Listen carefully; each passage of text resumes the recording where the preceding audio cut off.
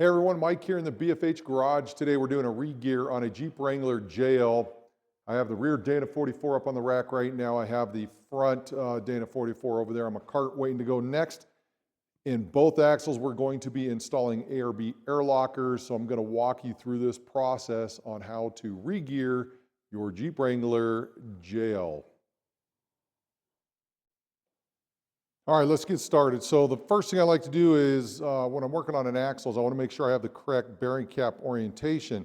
On these newer axle housings here, they have arrows that point to the outside of the housing, and that's the way those are supposed to be oriented. Now, before you say, hey, you can get them mixed up one side to the other, don't forget that on these newer JL axles, the bearing on the driver's side is bigger than the bearing on the left side. It'll be obvious when you pull these caps off. I'll show you.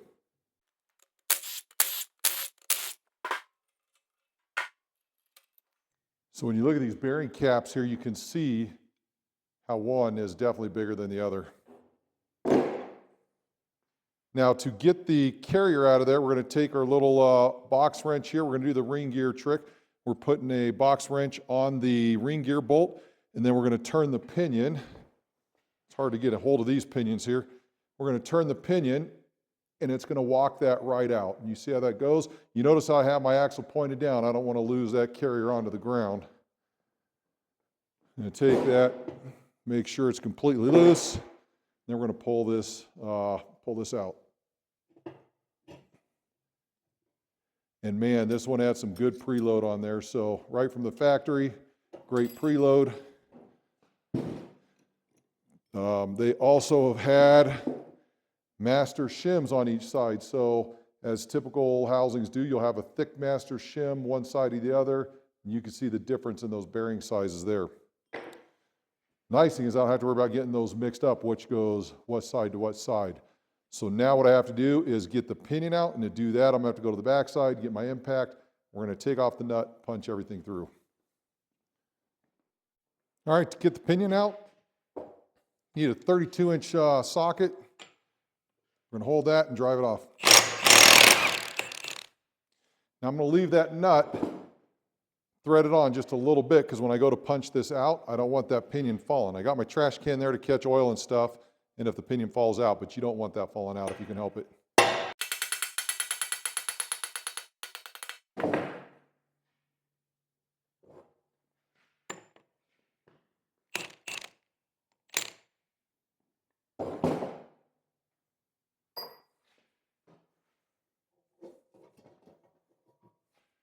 With this being a brand new axle, everything is uber tight, which is good, which is really good. So I'm going to take it now, I'm going to point it up a little bit. That way I don't have to worry about it falling out. Get it the rest of the way.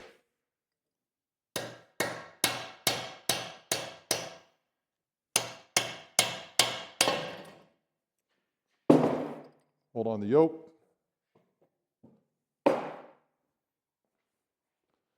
Come back around, pull your pinion out. With the pinion out now, we can come over here with our seal puller and get this seal popped out. Okay, now that we have the seal out, you come up here, you can pull your tail bearing out and then look inside. The only thing we have left there is the inner race and the outer race. Now I'm going to shine my light in there. You see down in there, you're going to see a little metal lip. First of all, you see that notch that is right there. You can use a punch to knock out that race. There's another one right up top. You can see right up there. You can use that. I have a little round punch that I use. I just go all the way around in circles. But basically what you want to do is tap on that little lip all the way around, and you're going to knock that race out, and it's going to look like this.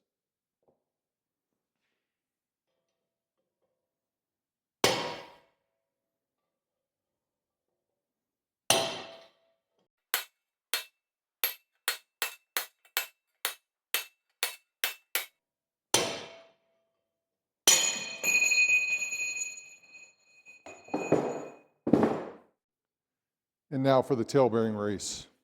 Here's the tool I use. It's about a 3/4 inch solid steel bar. I'm not worried about bending anything because I don't reuse these races. And it punches everything right out.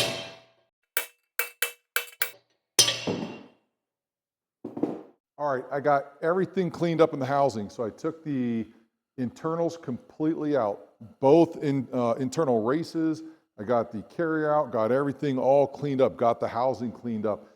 Be sure to clean the inside of your housing. I can't stress this enough, and I think it's one of the most overlooked items.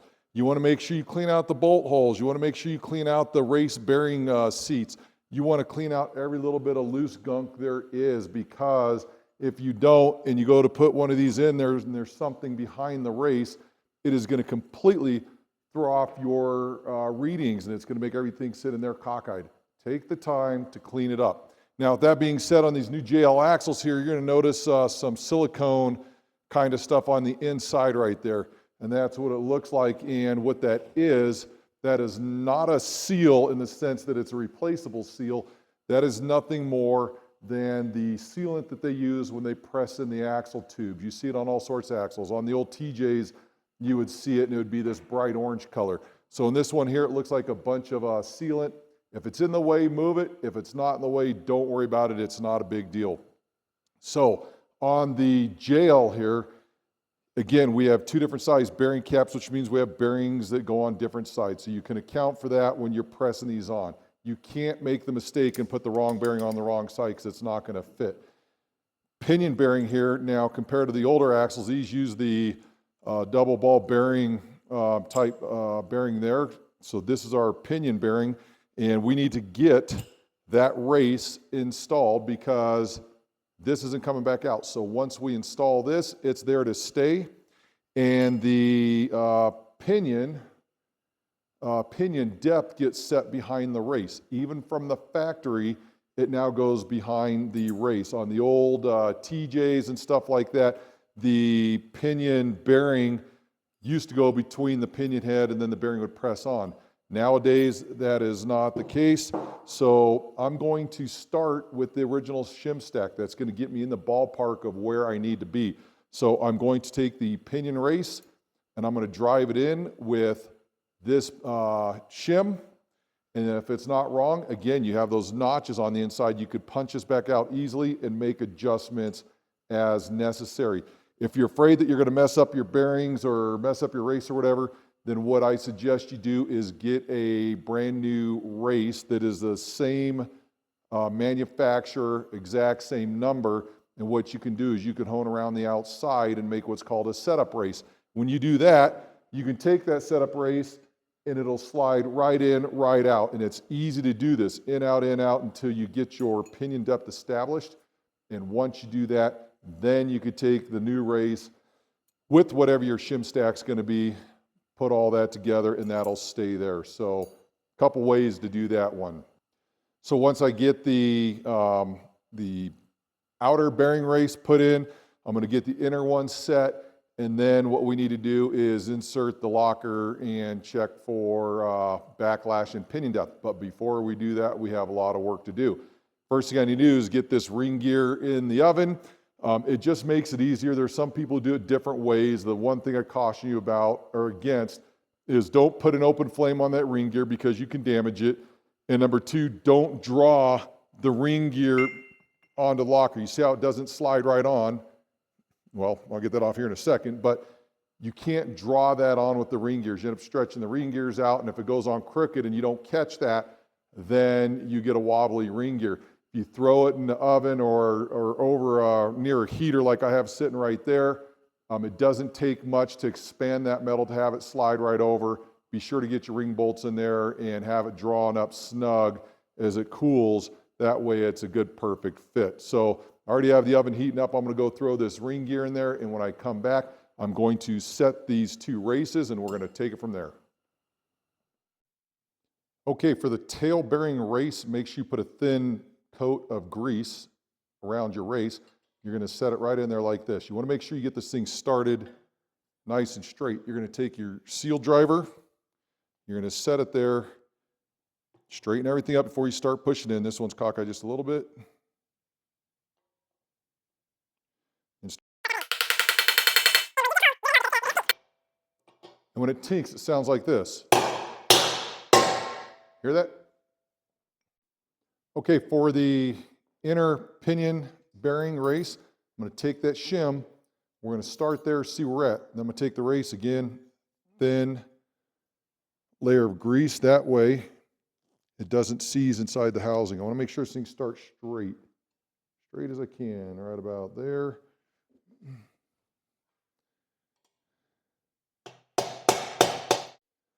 All right, the ring gear's out of the oven. I have it set in the oven. You can do it at keep warm at 170 degrees, and that's usually enough. If not, put it at 200. This one is snug. So before it cools down, get it on there. There it is. Perfect.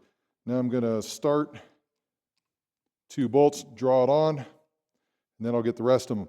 If you notice on my ring gear bolts here, I already have Loctite on them. These actually come with Loctite, but I added red Loctite to them. I want to make sure these things do not fall back out. If you've never seen a ring gear bolt back out, it will destroy your locker or carrier and differential in short order. You're doing an entirely new rebuild. No thanks. Now these need to be torqued, but before I do that, I'm just going to snug them at the very low setting on this, just to get the ring gear set.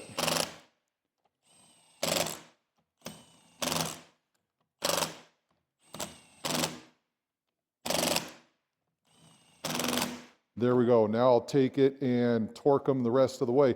On this jail here, I think it calls for 135 to 155, I believe, somewhere in there. Make sure you go off your either your factory service manual or whatever your gear manufacturer suggests. And you'll notice here I put numbers around here. That way I can torque these down in a star pattern, make sure it draws that ring gear completely flat, and everything will be nice and even. Okay, we have the pinion races driven into the housing, both the inner and outer pinion bearing race. Those are set in the housing. Now we need to start putting bearings on everything else. I'm going to start off with the pinion here. I have the new bearing. Again, thin layer of grease goes in there, and we're going to press this on. The thing you need to be really careful about here, I'm going to bring this up to you so you can see, is that the cone side of it inside there is below this cage. So if you just press right here, you're going to destroy your bearings. You have to get either a piece of pipe, or what I do is I have a whole box full of used races, and I'm going to take this, I'm going to put it over, and that's going to fit it perfectly right there. And then when I go to press this on, it's going to press down right here, press the bearing on, allowing that to still freely turn, and that is going to keep that from getting damaged. I'll show you here. Okay, before I start pressing this on, I want to show you something. So when you pull your old bearings off of your pinion or your carrier or whatever, if you don't have a clamshell bearing puller, one thing you do is take a Dremel, and you're going to cut down as far as you can, then you take a cold chisel, pop it, and it's going to cause that to crack on the inside. So there's a crack right there, and effectively this race can open up this way if you put too much force on the inside. So that's a good thing, because as you come down onto the pinion here, once this thing starts driving on, and say the pinion's up in front of the, the bearing's up to the pinion head, as this is getting pushed on, it is slip fitting over that journal right there. And once that pinion bearing's pressed on all the way, you'll be able to take a little, a few taps with a hammer, and this will pull right back off. So I think that part's really important. It makes life a lot easier. And the nice thing about using the same bearings that came out of what you're working on is that is an exact fit right there. You don't want to go this way, remember, because that's going to push on that cage. You want the exact same fit right there, and you're going to see how this works. So make sure it's oriented the correct way. I have grease around the inside of the bearing to make sure it presses on nice and easy. I'm going to take my old race, set it right there, put it inside the press right here. And then I have a little piece of steel here that just takes up space, so I don't have to put the jack all the way down. And then, as I start pressing this on, as it starts getting pressure, just like that, the first thing I'm going to do is take and make sure that that bearing can spin freely. Everything else is tight, but that bearing can spin freely. And that's telling me right now that it's getting pressed on nice and easy, and I'm not damaging the cage with the bearings.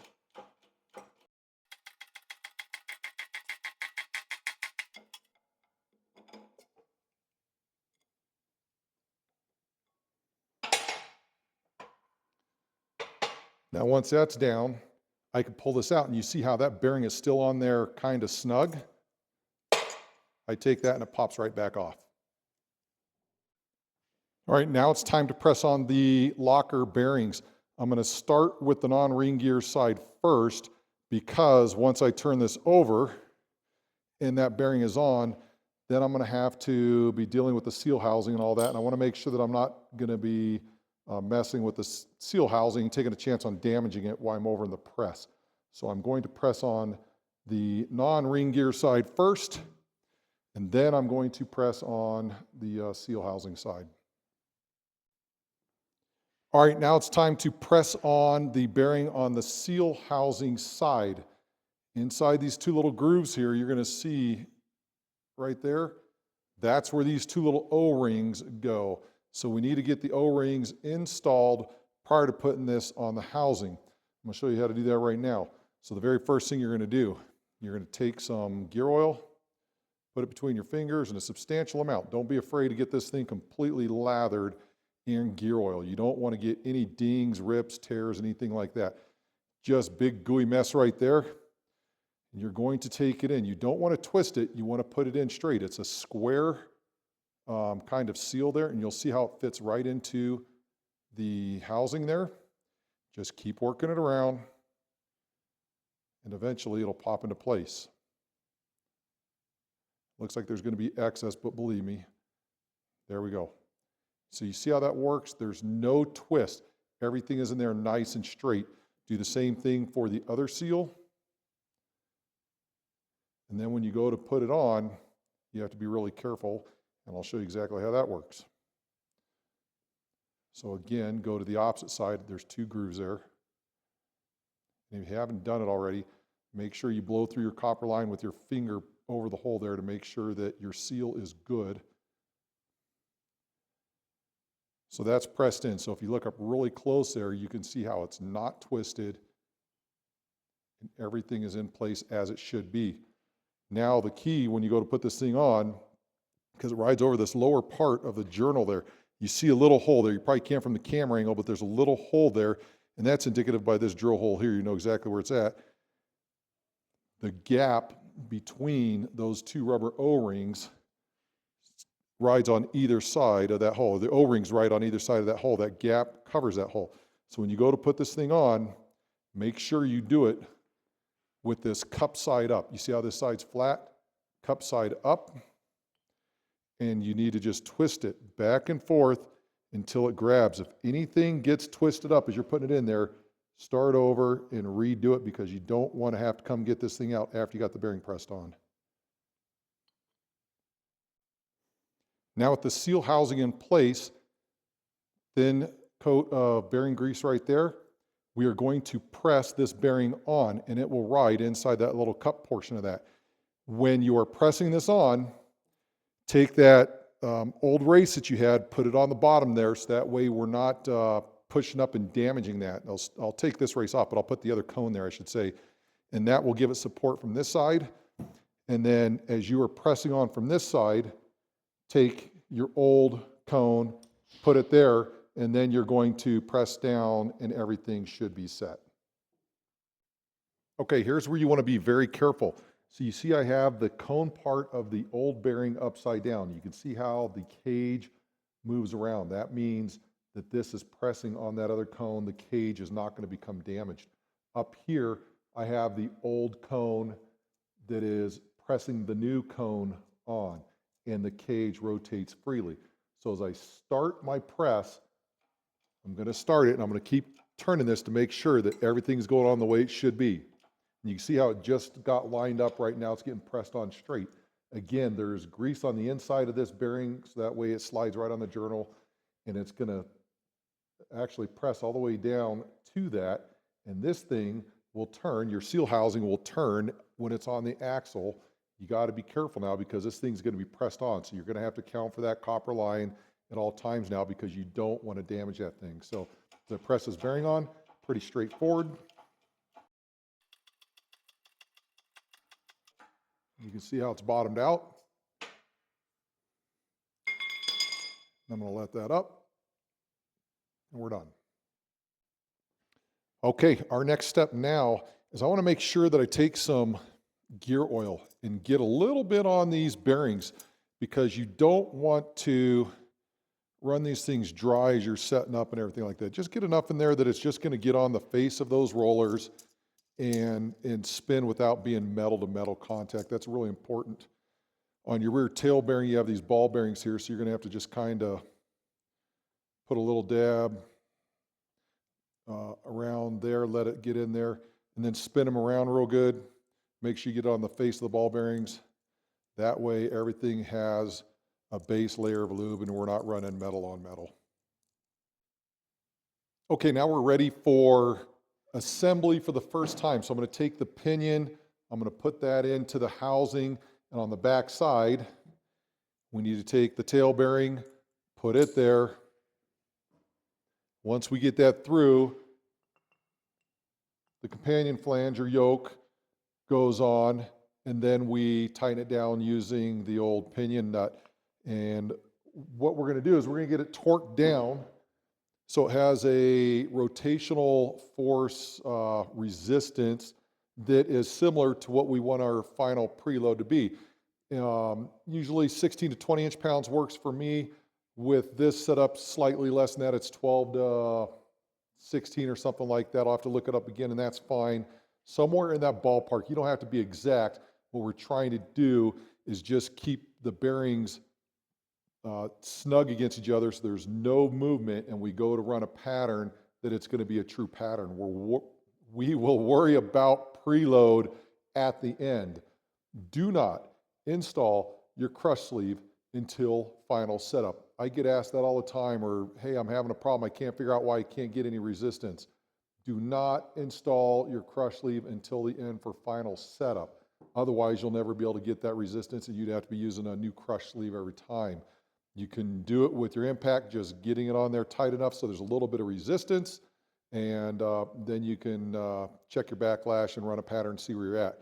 Now, I can tell you that you don't want to over tighten this and crush your bearings either. So as you're tightening with your impact, little bitty movements, check it. Once you start getting that resistance, take it real easy until you get it to where you want. So fairly straightforward. Let's get this pinion in. Okay, one thing I didn't talk about that's really important. You do not want to take your new pinion nut and use that to put this on, because you're going to have this on and off several times. And when you look at a pinion nut here, and I don't know if you're able to see it because I'm marked all over it, but these 3 crimp marks right here are designed to crimp the nut in. So as you put it onto the threads, it locks down. That's what helps hold this nut on there. So for setup only, I take the old pinion nut, I mark it up where it's very obvious that I'm not going to mix it up for final assembly. I take a Dremel with the sanding drum on there, and I deburr or de-sharpen the threads in there. These threads are sharp, and they kind of cut into these other threads there, and that's part of the holding power when you're using a new nut. But since this thing's going to come on and off a few times, I want to make sure we take off that sharp edge and we're not damaging the threads on the pinion, because if you damage and gall those threads, then you're looking at a new gear set, and we don't want to do that. So make sure, take the old nut, just take a sanding drum in there, just kind of get those sharp edges off of there, mark it up real good so you know it's a setup nut, and then you're good to go. All right, so you can tell I tilted my axle down, so I'm going to take my tail bearing, put it right there. Pinion's coming in through this side. I want to make sure I hold on to it now because I don't want it driving through that side. And we are going to get this started. Now, the first time this is going to go on is going to be kind of a bear because it's an interference type bearing, and there's not enough threads there to engage. So what you got to do, you got to take a dead blow mallet and give it some wax. But as you're doing that, don't let this bounce off. Otherwise, your flange there can fall to the ground. We don't want that. So what that's doing is it's getting it started until I can see threads. Right there. And once I get that, I can start that. Now I'm not worried about the pinion falling through. I may need to get a glove for this, we'll see. but you can start tightening this up. You see how we still have a little bit of play in there. That means I need to tighten this up more. And I'm checking the entire time. Hardly any play there now, so now I need to take it easy. Starting to get just a little bit of resistance. I'm gonna get one pop. That's it right there. You see how it doesn't freeze spin? That's probably close to that, the torque ratio of what I'm talking about. And just out of curiosity, you saw me do this live. Let's just see where it's at, just for grins. So as I'm doing that, we're just under 10 on that. So that is enough resistance that I know that the bearings are seated, but I'm not crushing them. So now I could take the housing, angle it back down. We're going to take the locker, we're going to install that, get our backlash to where it needs to be, take a pattern. That's going to tell us whether we're too deep or too shallow. Okay, we have the axle housing position now to where the locker will, the momentum will want to carry it in there. If it's going to fall that way, not to the ground. So what I'm going to do, just out of curiosity, is I'm going to start with the original shim stacks on everything, right? So I have the original shim behind the pinion. I'm going to take the original shims, put them there, and we're going to see where that puts us. These have a beveled edge on one side too, and you want that to go to the outside so it's not getting hung up on anything. So let's start with this and see if it's going to be enough. And then if not, we'll make our adjustments. Now, one thing you got to be careful here is now you have this seal housing, this copper line, everything's going to be right in your way now.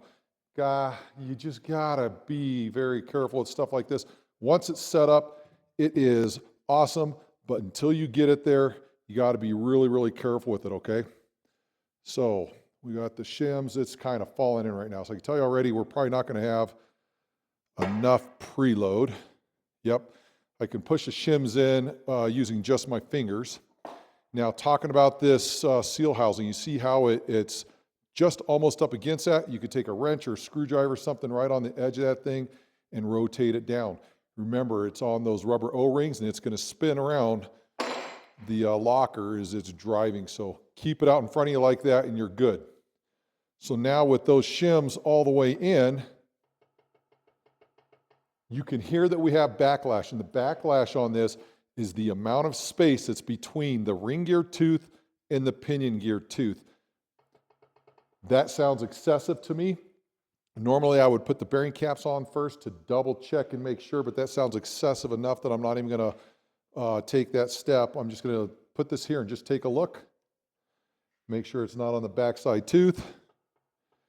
And as I do this, we are at just over 10. I want to apologize again for the horrible audio of this video. So what I did here is I got the backlash back in spec. I put the bearing caps back on, tighten up the bolts. Now I am going to verify my backlash using my dial indicator. You want to take your backlash reading from the drive side of the tooth. That is the side that it looks flat compared to the plunger. It looks perpendicular to the plunger. The coast side is the one that is at that angle. So get that there, make sure that the plunger's not touching the tooth behind it, and then we're going to rock that ring gear back and forth to read that backlash. Here I believe I had it at 7 thousandths, which puts me at the high side of the OEM spec, the low side of the Revolution spec, so I think that's really good. We're going to be ready now to take a pattern. Now before I do that, and this is critically important, you need to make sure on this particular ARB that you take this bracket and you put it on underneath those bearing cap bolts. What happens here, if you don't do that, then the locker would spin, taking the seal housing with it, and that copper tubing would get pretty much eaten up inside that housing. So if you see here, the copper tubing goes with the ring gear. So what I'm going to do is back it up. I'm going to take off that other bolt. I'm going to put that bracket in place. Now, as you look at this bracket here, you're going to see as I place it there, there's a tab on the bracket, and I'll show you here in just a second. And in the seal housing, there's a little slot. So right there's the tab, insert that in the slot, and now you can move that seal housing and line up those bolts for the bearing cap. Now I'm placing the bolts through the hole of that bracket. We're going to snug those bolts back down, and then I'm going to show you that if I rotate the pinion that the ring gear will move, but the copper tubing stays in place. So that seal housing will ride just like that in the axle. So here you can see the ring gear moving without the copper tubing. Now, one last thing you want to do is make sure that you move that copper tubing out of the way of the ring gear, so when you do take a pattern, it doesn't rub up against it. Okay, to take a pattern, first thing you do is make sure you mix up your paint in the right consistency. I have a little cut off solo cup there. You put your paint in there. You see how thinned out this is? That's by design. When you put in the paint right from the packet, it's a really thick, almost paste-like substance.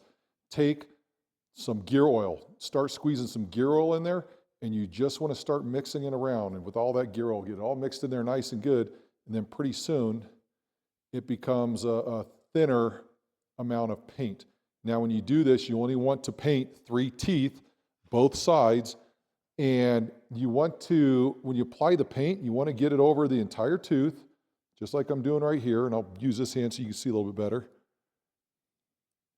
So I have all 3 of the teeth on this side, and then you're going to come back to this side, paint the back side. I even get Toplan just because it gives me better contrast for when I'm looking to read a pattern.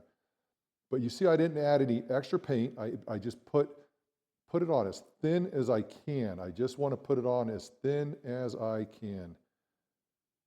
Enough to cover the teeth.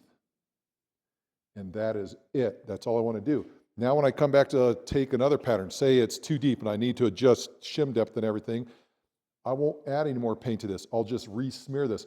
I want to keep it as thin as possible to give me the best possible pattern. Okay, when you come to run a pattern, get yourself an old glove or something. You could even wear a glove if you want. I just use this one because it's easier. And figure out which way you're going to turn first. So if I turn this way, then I know I need to hold from the bottom side. If I'm going to go this way, I need to hold from the top side. And the whole point is you want to put a lot of resistance on this ring gear, and as it goes through the pinion gear, they mesh, and that pressure wipes paint off, and that's where your pattern comes from. So from the front side, I take a drill, I set it on the low setting, and then I just turn this, and it runs the ring gear through the pinion gear 4 or 5 times, whatever it is, and I'll switch it to reverse, go that way, and then we will read that pattern. So I'll put my pressure here.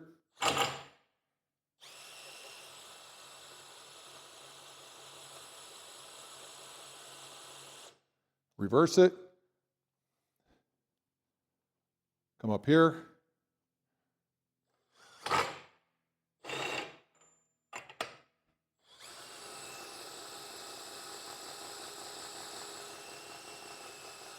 And that should be good. This is the pattern that I just ran, and this is exactly why I tell people to start with the existing pinion depth shim that was in the housing when you took your gears out. As you're looking at this pattern here, it's easily readable because we applied all that pressure. And when you're looking at the pattern, it is diffuse around the edges, and a lot of shops would run this as is.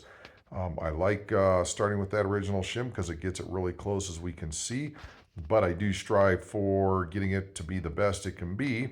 So as we rotate this ring gear, we're going to look at the drive side of the tooth.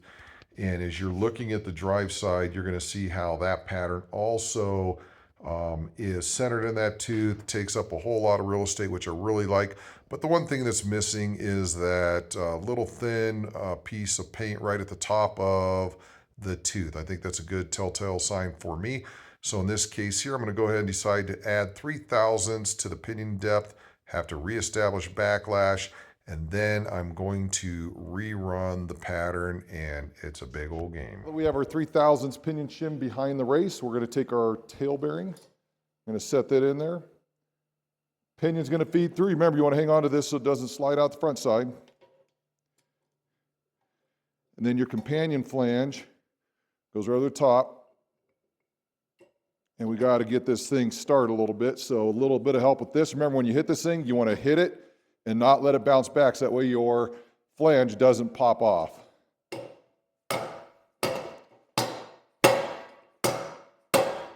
Remember, all we're doing is helping this on to get the thread showing so we can engage that nut, because that bearing's a pretty tight fit on there. So now we have enough threads. Using the setup nut, we'll get that engaged.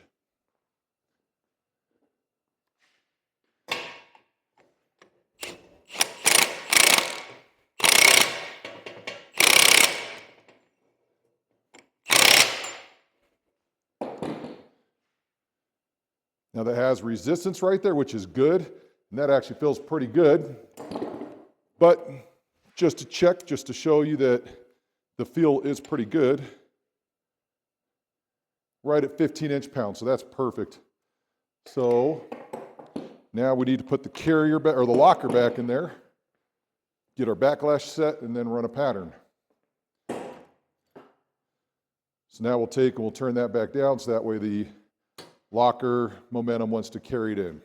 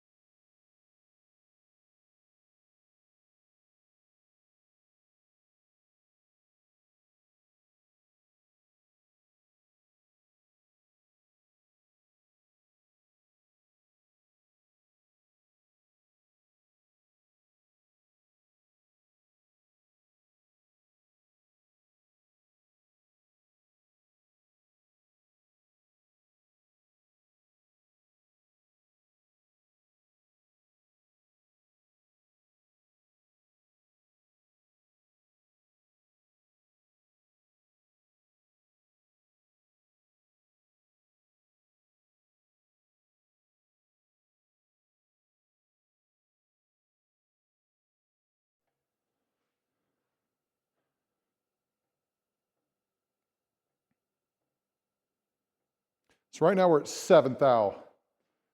7th thou I'm comfortable with on running a pattern.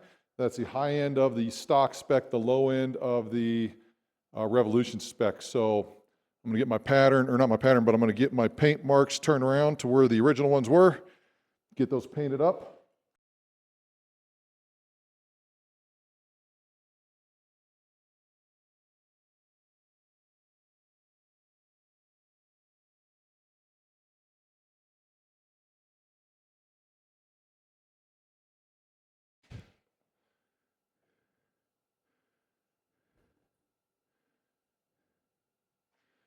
All right. Nice. Let's take a look.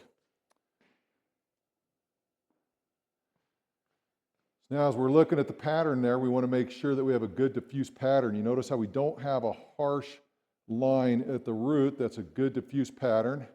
We have a little bit of paint there at the top. Let's see, do I have a Q-tip? I don't. I would show you that. Let's take a look at the drive side real quick.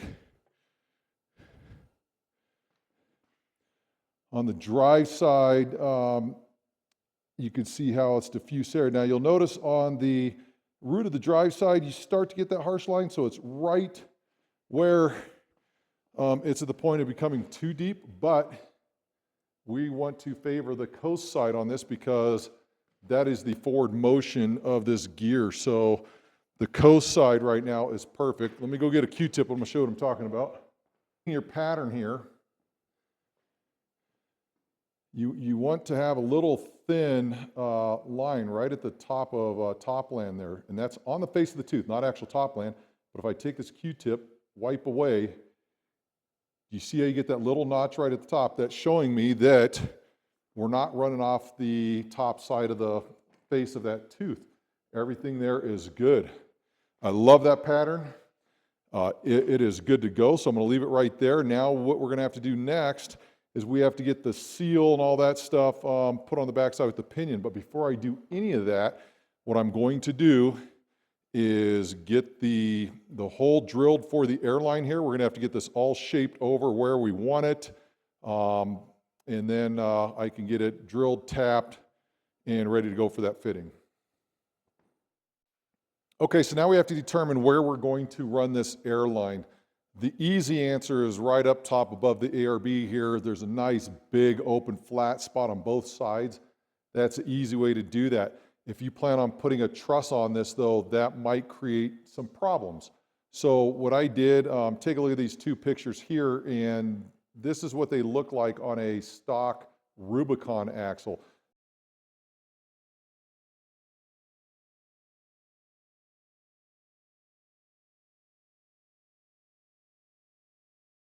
They run the air lines through here on the rear axle, and on the front axle, they run from behind, as you can see in the pictures there. So what I'm going to do is remove the air locker altogether, and I'm going to feel back here and see if there's room, and it feels like there's plenty of room back there to run it out that side. But what I'm going to do is I don't want to mess with this thing right now because it's a pain in the butt.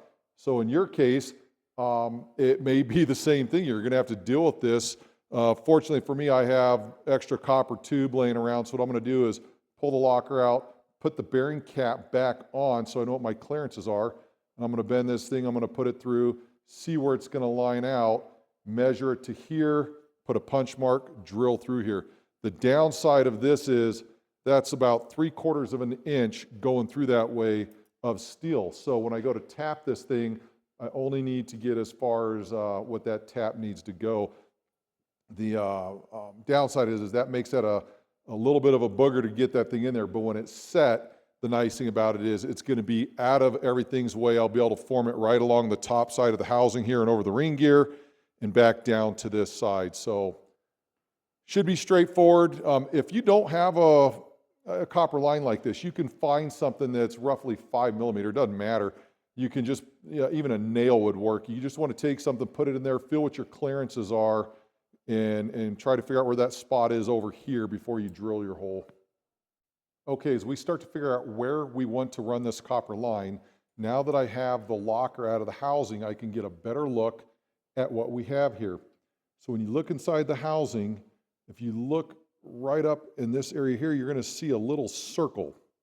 Now, I'm fairly confident this circle is going to be in all of the housings because, if I'm not mistaken, that would be kind of a punch out of where they put the Rubicon locker wiring to come through. So I believe that is the case. Now when you come around the outside here, what that does, that gives us all this flat spot to work with to figure out where we want to put that, the bulkhead fitting. So plenty of room to fit. Let's kind of mess around with this, and we're going to learn together and see where this thing is going to go best. So after a little bit of experimentation, and hopefully this thing stays focused here, what I did was I took my line, I put it up right where that circle is. So this is dead straight right here. And this is all done by eyeball because you're not going to, you can try to get calipers or something in there. But I did that. And then I took my punch to this side and I went up, down, and kind of got a feel for depth. And I lined these two up. And then I'm going to put a punch mark on this side, and then I'll come back and verify. I'll put a little tape measure in there and make sure everything lines up. But this would give me the highest level of accuracy, I believe, to get the center of that hole, or at least as close to it as I can. So I think that's going to work out really well. What I'm going to do is I'm going to put that bearing cap back in, and I'm going to check that circle, make sure that it's clear. In fact, what I'll do is I'll take a paint marker. They're thick. And I'm just going to run it within the spot that I have in there, and anywhere inside that white paint marker will be good because it'll definitely clear the bearing cap, it'll clear the top side of the housing, and also clear the back side. So we'll take a look, make sure everything lines up like I think it's going to do, and then you'll see what this is going to look like when we get started ready to drill it out. So now that you saw that from that angle, now I'm going to actually take my copper line, put it center of that circle. I'm going to try to get as straight across as I can, get my depth just right, somewhere right in there without a doubt. So I'm going to put a punch mark. Now I'm going to come back and I'm going to measure stuff and see how close I am. And then the ultimate litmus test will be when I actually drill that out, but once you do that, you're committed. I'm not too concerned because I have a lot of room on this backside that I can, the copper line will have room to move around a little bit, but I think this is a great spot for it. It keeps this bulkhead fitting out of harm's way, allows you to get a truss on there, and you can do all sorts of things without that being in the way. So let me get some measurements done. I'll verify that it's good, and then we will start drilling. Okay, before I commit to drilling this hole, you don't want to get metal shavings all over your stuff on the inside. So what I'm going to do is I'm going to go ahead and remove the pinion. We're going to get that tail bearing out of there. And then I'm going to tilt the axle up a little bit. And then I'm going to put a rag in there to catch a lot of those shavings. When I'm finally done drilling and tapping this hole, and I'm confident that I don't have to have any more metal shavings, then I'm going to thoroughly clean the housing, then come back, install the pinion, and this will be for final setup. So it'll have the crush sleeve, the seal will be installed, and it'll be final install. So I'm going to pull that out right now. Then we're going to get that ARB fitting hole drilled out. Okay, here's a tech tip for you. Take an old earplug, and you can put that inside the bearing cap bolt hole so that we don't get metal shavings down in there. Make sure you put some oil on the tip of your drill so when you're drilling, it cuts smoothly. The other part of that too is you want to make sure you start off with a smaller hole or smaller drill bit for a pilot hole and then work your way bigger.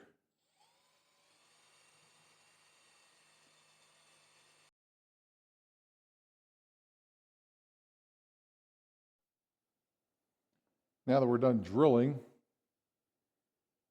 you can see up there, that is darn near perfect, so that's going to work out great.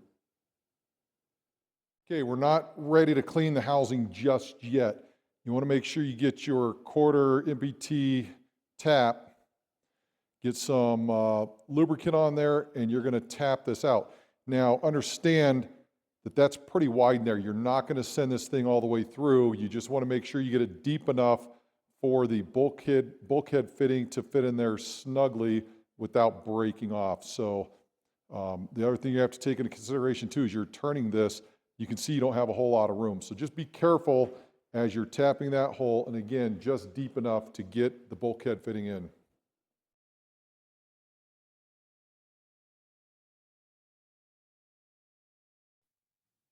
Okay, now that we have that hole threaded, anything that's going to create metal shavings is done. Now is the time to clean that housing.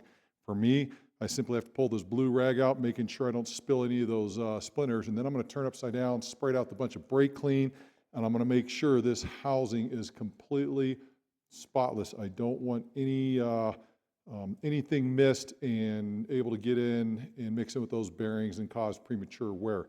So once we get done with that, then we need to start setting that pinion in there for its final placement. Now, if you're using a setup pinion race in order to do your depth measurements and everything, now would be the time to put in that final race with the shims behind there. So I'm not going to do that step because I already put the pinion race in. It's driven where it needs to be, and I'm going to move on to the next step. So let's get this thing cleaned up, and then we'll start final assembly. Okay, now it's time to get the pinion set, but before we do that, we have to take the bearing, put it in, take the seal, drive the seal in. Then we'll put the pinion through the other side. So first thing I do is I get whatever viscosity gear oil that it calls for, put them on those bearings, because you don't want them running dry, all right? So get a lot of that on there, set them in there. Make sure they rotate nice and freely.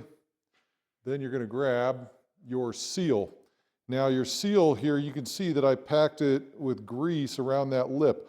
On the back side, there's a retaining spring on there. You don't want to knock that out, so you got to be real careful as you're putting this thing in. Now the nice thing is, because you can't put a seal driver right over the top of this because of that lip, we have to find another way to get this thing going on straight.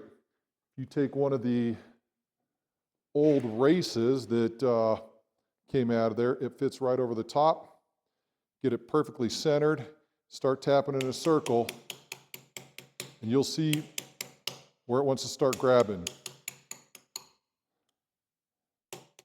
Okay, quick word about setting the pinion. So we go to get this pinion set in here. We use a crush sleeve or a collapsible spacer, as they're called. These things can be incredibly difficult to start sometimes. Other times they collapse real easily. Sometimes they can be an absolute bear. So be prepared to struggle with this. And if you over tighten it, you're going to need another collapsible spacer.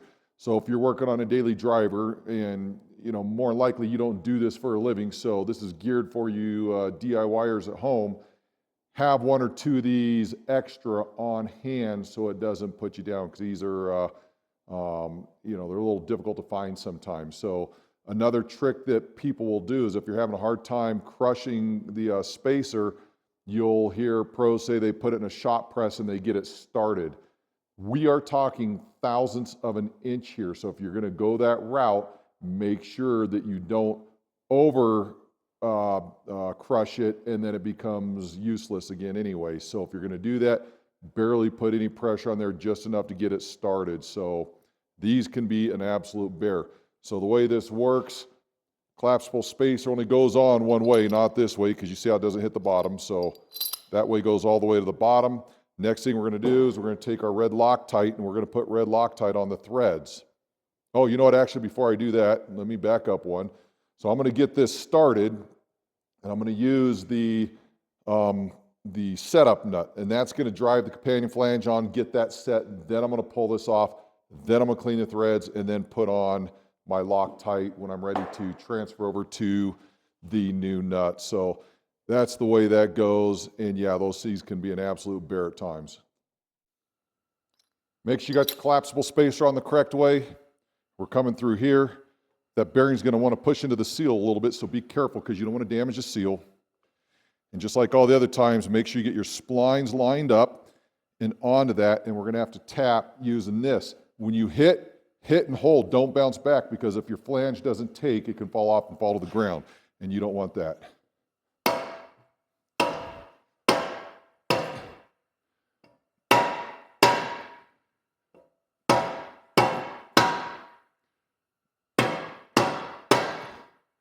Just enough engagement to get the threads of your pinion nut on. And then we'll tighten it up with the impact.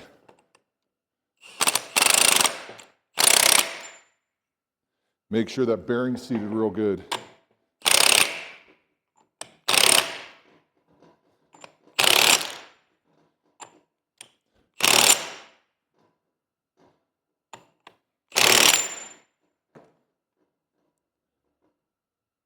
So I still have a little bit of in and out play. Okay, that's gone. So what I'm going to do now is I'm going to change over to the final nut. So I'm going to get these threads cleaned up real quick, get some red Loctite on there. We're going to get the new nut put on, and then we're going to start torquing that. And I'm going to constantly feel for any change. Like that right there has a little bit of resistance. That's good. Let's take a look and see what we get. Right now we're at 8. So it's a good spot to take a break so you understand how to read your pinion preload. You put your socket over the nut, you get your beam style torque wrench, and you don't count the breakaway. So if this sits here and this beam goes all the way over to 30, once it breaks away, just keep rotating, and it's the rotational torque you're looking for. So you want to just look right there, and I can see that that needle is pointing right at 8. So we have a little bit more to go.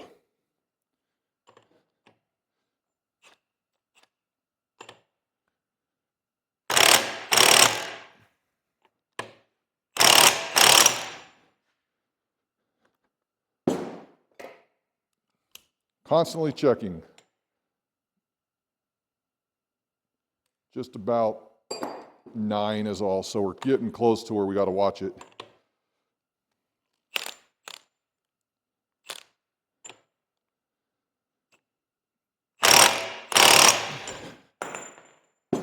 There we go. That feels better right there.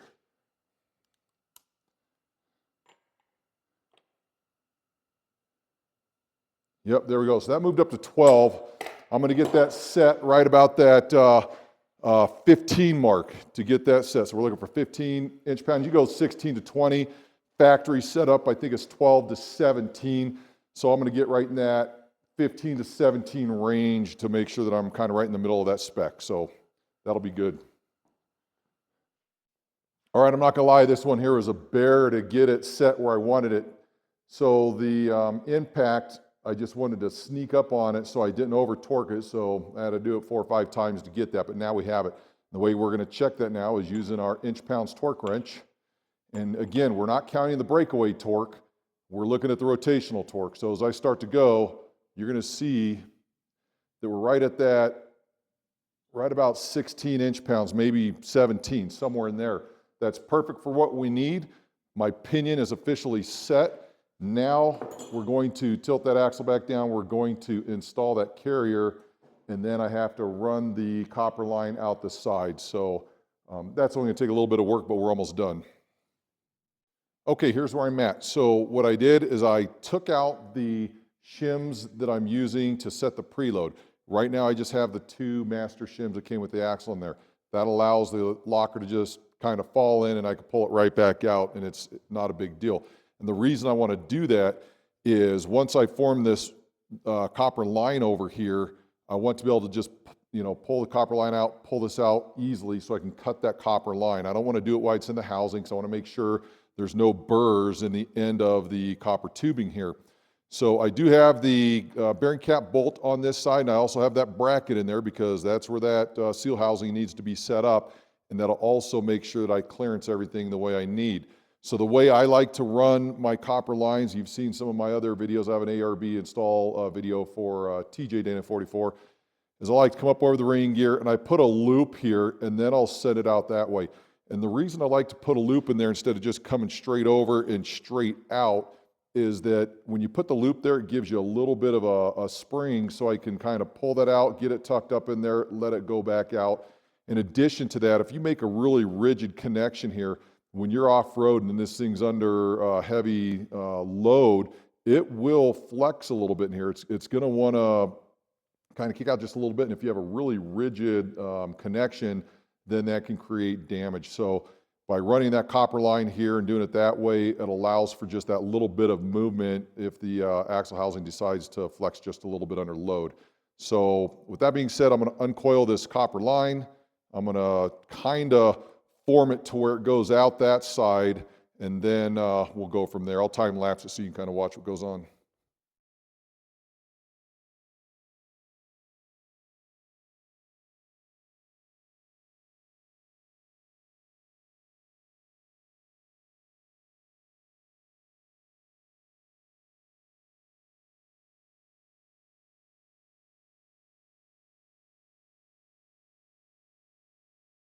Okay, I decided to stop at this point because what I want to do is I want to take off this bearing cap, and the reason being is that that's going to be a struggle to get that copper line in without possibly kinking it. So I do have something working on my side, and that's the fact that I can rotate this down. Then I can kind of turn this thing, get it in where I need it, rotate it back up, get the line going where I need it. Then I'm going to reinstall my bearing cap once I have that set. So this is going to make it just a little bit easier for me as I do this.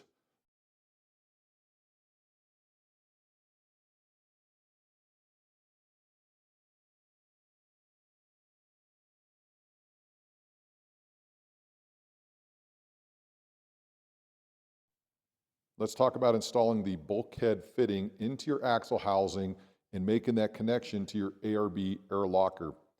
This part right here is what is required for the inside of your locker. This will all be set. These options out here give you 2 different options on how you want to make that connection. So let's start here first, and I'm going to show you how this is done. So this part right here, this is the part that threads into the hole that you tapped to the outside of your housing there. This copper line here that I cut off simulates the line coming from your seal housing. So the way this works is this line will come through the seal housing like this. If you notice here, you have two O-rings, but in between there's a brass spacer. So you have one O-ring here, one O-ring here, a brass spacer, and then you have this chamfered tightening nut that holds everything together. Make sure you put gear oil on these O-rings before you attempt to slide them onto your brass tube. So the way this is going to go is you're going to put one O-ring there and you're going to kind of wobble it around just a little bit until it takes, because you don't want to cut these open. And these are brand new, so these are going to be a little bit of a bear. Let me switch hands here. Okay, so you get your first O-ring on, you slide it on. Then you're going to take your brass spacer, slide it on. Then you're going to take your second O-ring, slowly work it on. And if you do cut your copper line to shorten it up, I cannot stress enough that you want to make sure that you take a file or something else to make sure these edges around here are not sharp. You don't want to cut your O-ring. Okay, I'm going to turn this back around now that we got that on there. So you can see the configuration now. We have one O-ring, brass spacer, and then the second O-ring. Now, this little chamfered part here goes right over the top, and that's as far as it goes. So what you're going to do is you're going to push your copper line back into the housing, and everything is going to start compressing once you turn this. So you can either use a Phillips or a flathead. I prefer a flathead because it keeps the copper line right at the top of that. And you're going to start snugging this up. The one thing you want to make sure you pay attention to is that you're putting a little bit of force on your copper line going this way, so these two things are working against each other. And the reason is you don't want your copper line to slide back into your housing. So as you're doing this, what's going to happen is it's going to start compressing those two O-rings, and it's going to make a good seal. And it's going to be a firm seal. You don't have to worry about this thing coming out. So as I'm tightening. Once it starts to get just a little bit snug, I'm going to give it like a little bit more in a quarter turn, and that's going to hold it in place.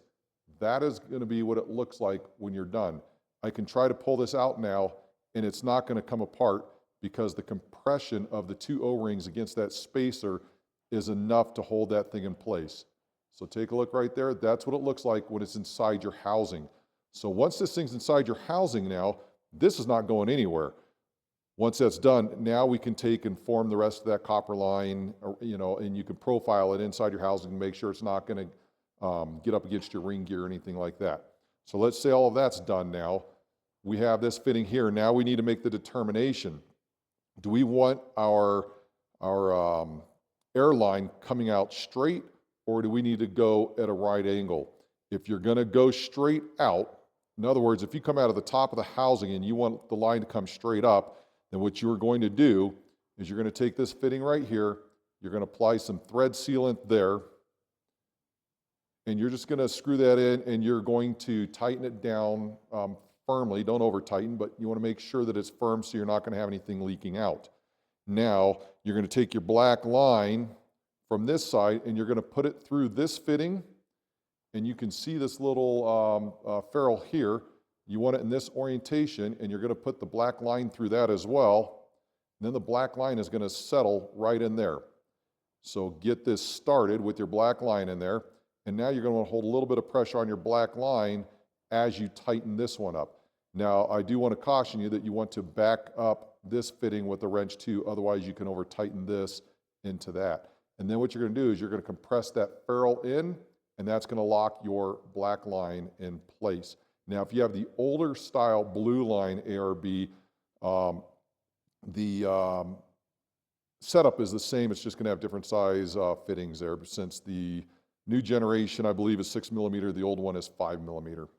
Now, if you determine that you need to have a 90-degree coming off of this, then what you can do is take this fitting here, this banjo bolt, and the way this works is that you are going to take your bolt, put on one of your banjo washers. You're going to then place the fitting, then your second banjo washer, and then you're going to, you don't have to take thread sealant here because you have the banjo washer which collapsed. So you're going to screw this in place. You're going to turn it the direction where you want it. So if you want it up, we'll just say we're kind of at that angle, we're going to put it there. I'm going to start snugging this down just a little bit. Now what I want to do is back up the the bulkhead fitting here, take my wrench and start compressing those banjo washers until they're firm. You don't want to over tighten those. You want to make sure that they're tight enough you don't have an air leak. Now what this allows you to do is have your fitting coming out from your housing, and then you get a right angle going a different way. So either one of those options is very useful, depending on whether you want to come straight out or 90 degree that way, but that is the way you set up your ARB bulkhead fitting. Okay, here we are for final assembly. So what I need to do now is take the locker back out of the housing, because we're going to have to add our preload shims in there to make sure that the preload's where it needs to be. One thing I want to point out real quick is that this copper line is not in its final position yet. I need to get the locker in, get the bearing caps, torque, get everything set the way I want it, and then I'm going to form this thing where I want it for its final resting position. One thing I want you to take note, however, though, is you see I have the line that comes out here, and you see this loop here, like I talked about earlier. I can move this line in and out now as I go to remove it, and it's like a big spring. Whereas if I run this line straight over the top and straight out, trying to move it in without having anything that can give would be extremely difficult to do that. So this gives me a little bit of room to do that. And in addition, if for some reason the end gets damaged by a screwdriver or something, whatever, you need to cut a 1/4 inch off or something like that, there's more line here that you can reshape this and reuse this instead of having to get a completely new seal housing. So fairly straightforward to move or to pull this out now. I'm going to rotate this pinion as I pull on this copper line, and that's going to put it just outside the housing right there, and I'm going to rotate it back up. And again, I don't have all of my shims in here. I have just enough to kind of keep it in position. So this is going to pull straight out, just like that, nice and easy. I don't have to use my wrench trick or anything like that. It's just going to pull out. And then I can move it over to the workbench and get my other shims all ready to go and get this thing installed. Now, before I do that, I'm going to squirt some gear oil on my pinion bearing. I'm going to turn that with the drill to make sure I get a pretty good coating of gear oil on that, so that way it's not running dry. I'm also I'm going to clean out the tubes from the inside out. I'll put a stick in here with a rag, push everything out that way and vice versa. Make sure everything is completely clean. Usually I do that before I'm to this process, but it escaped me, and I just want to make sure I get that done before I put this back together. So once we get that done, the very next step is going to be reinsert the locker, get the bearing caps on there, and prior to getting the bearing caps on there, I want to make sure that the copper line gets fed through. Then I'm going to reposition the seal housing. We're going to get the bearing caps on, and then we'll start connecting everything.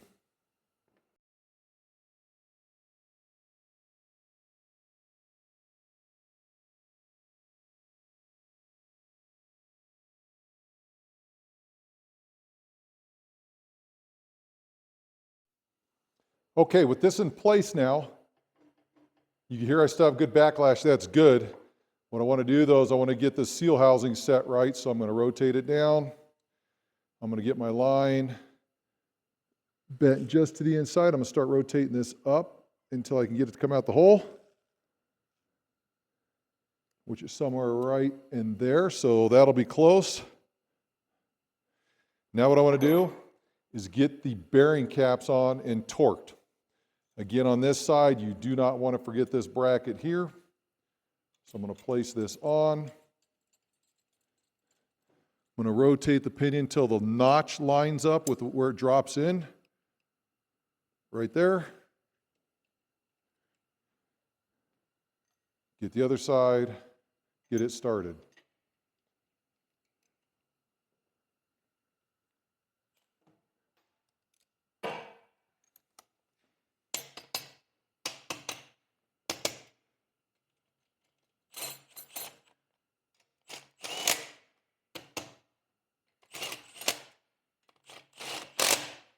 All right. Now, these get torqued, I believe it's anywhere between 63 and 75 or something like that. I have my torque wrench set to 70. I'm going to go with that happy medium. Go ahead and torque these.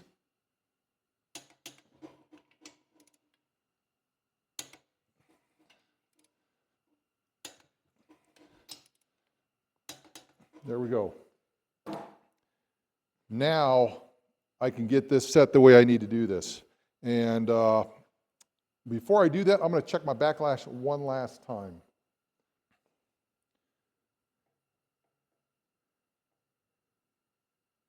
Backlash is still at 7. That's perfect. That's where it was before, and I'm good with that.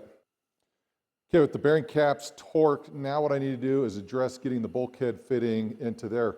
Now, if I was to take this and screw it into there and tighten it all the way down, it becomes very difficult because the small hole here, when you're trying to feed this copper pipe up, or the copper tube, it's really tough to get it in. So it's better to get this thing through the large hole, get your Teflon paste, get it on there, and then feed the copper line through that. And now what I'll do is I'll start threading this on, get my 9/16 inch wrench, and get that thing snug. Now you got to be careful when you're tightening these down. They can break just like any other bolts. So you want to make sure that you get it snug, but you don't want to over tighten it to where it breaks, because trying to undo one of these is a pain in the rear. Been there, done that.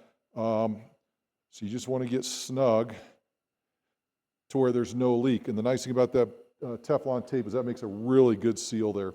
So now as you can see, that copper line still comes through right there. You see the tip of it there. Now what I'm going to do is I'm going to get those O-rings I had. I'm going to put a little more gear oil on them. And we're going to start getting these things installed right here. The way you do that is you have to hold this copper line through, kind of roll a little bit with it to get it to start.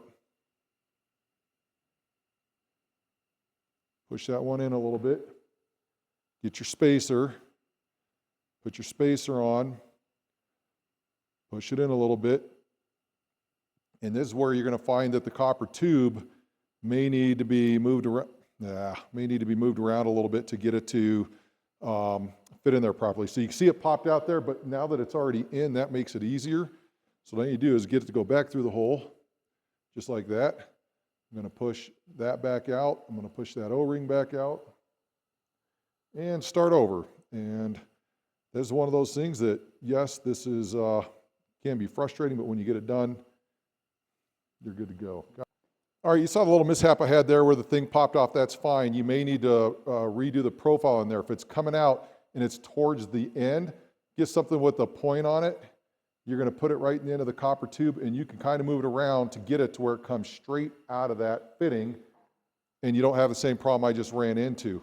So going back to this now, we're going to take that first O-ring. I'm going to roll it on. Once I get that started, I'm going to back it up with the little brass spacer. I'm going to put the second O-ring on. Roll on it again. You don't want to tear it. And as you saw in the video there, you see how all this goes, so you got to be real careful with it. Now, with all of that in there like that, I want to take the last fitting and get it started into the bulkhead fitting here. You don't want to cross these threads. Get everything lined up. There you go. Start it. You're keeping pressure with this other hand now because you don't want that line to pop out. So with that there, I'm going to take my screwdriver. I'm going to start turning this in. So I have pressure from the backside. I'm putting pressure this way. The fitting's not moving. And then once you feel it start to snug up, it may take a second. Once you feel it start to snug up, give it about another quarter to a half a turn. And in here now, you can pull this, and you can see how it's not going to come out. So, yep, just want to make sure that's snug. You don't want to over-compress those O-rings. You'll flatten them out and they'll leak. So snug, but not overly tight. That's also the importance of bench testing your locker before you throw it back under your Jeep, or if it's already under there, bench test it before you lock everything up. That way, if you need to fix something in here, it's easy to access everything right now before you get that diff cover back on. So you see how that's nice and firm now? Now I can come in and profile my line the way I want here. And with it being over there, it's going to make it a little bit tougher to move it around. You just got to use your fingers, and you're going to feel it in your hand. This whole copper line is going to bend around a little bit. things are going to fall into place. You want to make sure you're not going to get caught in the ring gear, and you're going to want to make sure that you bend this down somewhere around here so your diff cover or an aftermarket diff cover doesn't rub up against it. Last thing you want to do is have a diff cover pushing against this, pushing it into your ring gear. So this is a pretty firm connection. You see how it has a little bit of movement. You can get it up next to the housing, but you don't want to be on the ring gear. So double check, triple check everything before you put that diff cover back on. So now I have the airline all formed where I want it to go. One of the things I do to make sure it's out of the way is I get the diff cover and I place the diff cover and I look from back here to make sure it's not going to hit anything, because a diff cover profile is different. Don't think you could have this copper line clear out here because it kind of settles in a little bit and comes over. So make sure you completely clear that. When you're done with that, take your pinion, rotate it back and forth several times. Make sure that that airline doesn't catch on anything. You'll notice a little bit of movement there. That's just that seal housing notch catching whether it's going forward or reverse. And the other thing you want to do now, the JLs actually have a pinion torque to rotate spec. So my spec on here, I put it at, I believe it was 17 inch-pounds with just the pinion torque.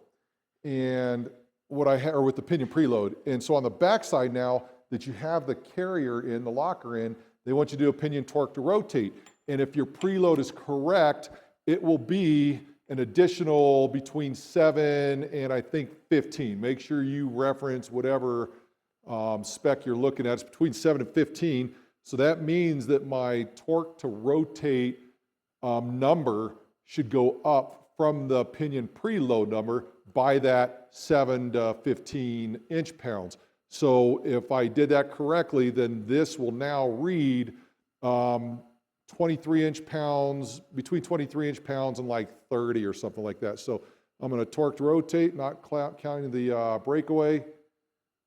And that puts me right at 24. And 24 is right at that 8 inch-pound increase. My preload now for the side is exactly where it needs to be. And you know what, it's kind of interesting because I do gears all the time, and I just make sure things are nice and tight, and it ends up working out the same way anyway. Now, a lot of you are going to say, hey, why not use a case spreader for this? The ARB manual says use a case spreader. Why didn't you use a case spreader? I'm trying to show people who don't do this for a living, can't afford the fancy tools, that you can, in fact, do it without a case spreader. I have a case spreader laying over there. If I ran into any problems to where I had some really thin shims and I had a hard time getting this installed, I would probably go to the case spreader to get it spread a little bit just to get everything to drop in nice and easy. But again, here I'm showing you you can do it without it and still achieve the same desirable results. All right, last thing I need to do before I put gear oil in here, let me phrase that, second to last thing, is I'm going to rerun the pattern now. I'm going to put it in 3 different spots of the ring gear. I'm going to make sure the pattern is still solid, and then I'm going to reinstall the axle shafts. And then I'm going to hook up an air supply to it and make sure this locker not only locks, but doesn't have any air leaks. I want to get that figured out while it's here on the bench, and that'll make it easier if anything needs to be tweaked or corrected. So first thing I'm going to do, run a pattern, then we're getting the axle shafts in, and we're going to run that test. Running a final pattern.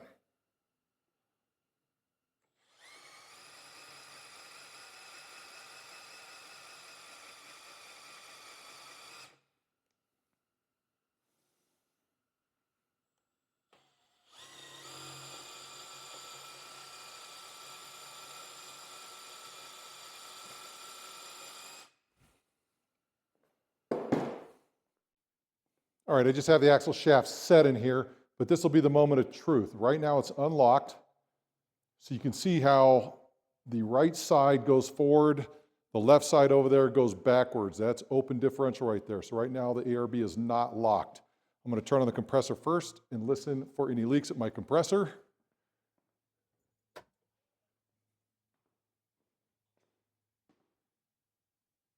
I have none over here, so I'm going to go ahead and turn on the ARB. Okay, so the ARB has air to it now, so I'm going to come over here and listen for leaks.